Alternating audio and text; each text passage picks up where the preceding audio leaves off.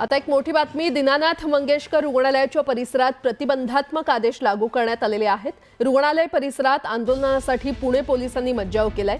कलम 163 प्रमाणे रुग्णालयाच्या आवारात प्रतिबंधात्मक आदेश लागू करण्यात आलेत। रुग्णालय परिसरात होणारी आंदोलनं, मोर्चे या कारणांमुळे प्रतिबंधात्मक आदेश लावण्यात आलेले आहेत। रुग्णालयाच्या 100 मीटर आवारात प्रतिबंधात्मक आदेश लागू करण्यात आलेत, तर रुग्णालय परिसरात 2 किंवा अधिक जणांना एकत्रित येण्यास बंदी घालण्यात आली आहे। 9 एप्रिल ते 19 एप्रिल दरम्यान हे आदेश लागू असणार आहेत।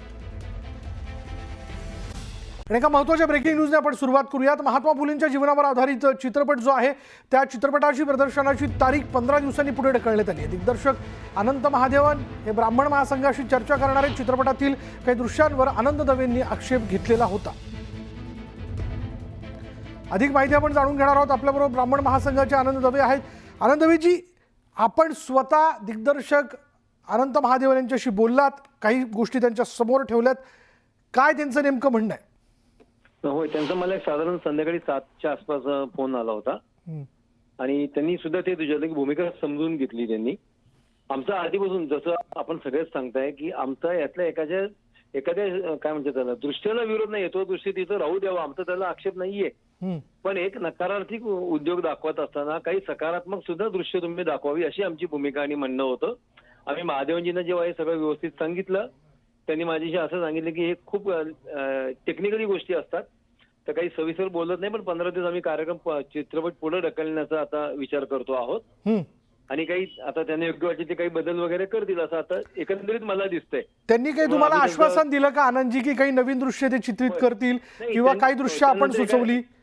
काय सांगतो, त्यानंतर एका चॅनलला सुद्धा ते माझ्याबरोबर चर्चेत होते, तिथं सुद्धा त्यांनी सांगितलं की हा चित्रपट बिलकुल अँटी ब्राह्मण होणार नाही आणि महाराष्ट्रात कोणत्याही जातीय दिवस जाणार नाही याची आम्ही काळजी घेतो आहोत।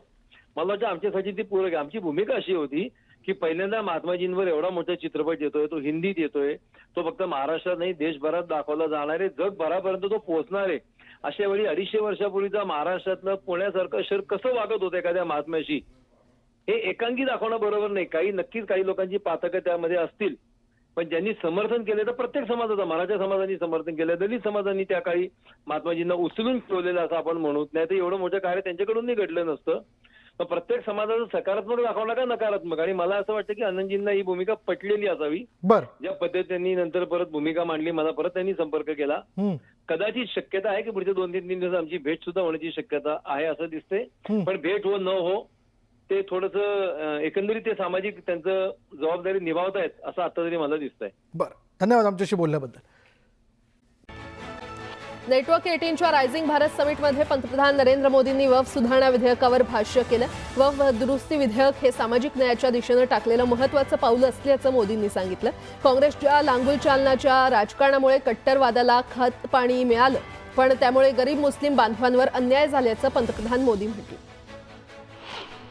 भाजप प्रणित एनडीए सरकारच्या कार्यकाळातच नवी मुंबई विमानतळाच्या कामाला वेग आल्याचं पंतप्रधान मोदींनी सांगितलं। नवी मुंबई विमानतळावरून लवकरच विमान वाहतूक सुरू होईल असंही त्यांनी म्हटलं। काँग्रेसच्या कार्यकाळात या विमानतळाची केवळ चर्चा झाली होती, काँग्रेसच्या काळात कोणतंही काम झालं नाही अशी टीका मोदींनी केली। क्रिकेटपटू केदार जाधवनं भाजपमध्ये पक्षप्रवेश केलेला आहे। चंद्रशेखर बावनकुळे आणि रवींद्र चव्हाण यांच्या उपस्थितीमध्ये पक्षप्रवेश सोहळा संपन्न झाला। नवी मुंबई युवा सेनेच्या जिल्हाध्यक्षपदी अनिकेत म्हात्रेंची नियुक्ती करण्यात आलेली आहे। अनिकेत म्हात्रेंनी काही दिवसांपूर्वीच काँग्रेसमधून शिवसेनेमध्ये प्रवेश केला।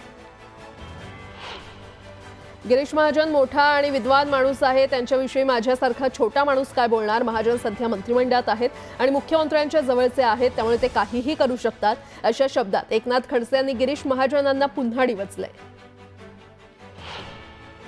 पुण्यामध्ये भाजप संघटना पर्वाची बैठक पार पडली आणि या बैठकीला मंत्री मुरलीधर मोहोळ उपस्थित होते। दरम्यान पूर्वनियोजित कार्यक्रमाच्या नावाखाली मेधा कुलकर्णी बैठकीला न थांबताच निघून गेल्या। पोलीस अधीक्षकांनंतर आता जळगावच्या जिल्हाधिकाऱ्यांसोबत जन्म प्रमाणपत्र घोटाळ्यासंदर्भात किरीट सोमय्या यांनी चर्चा केली।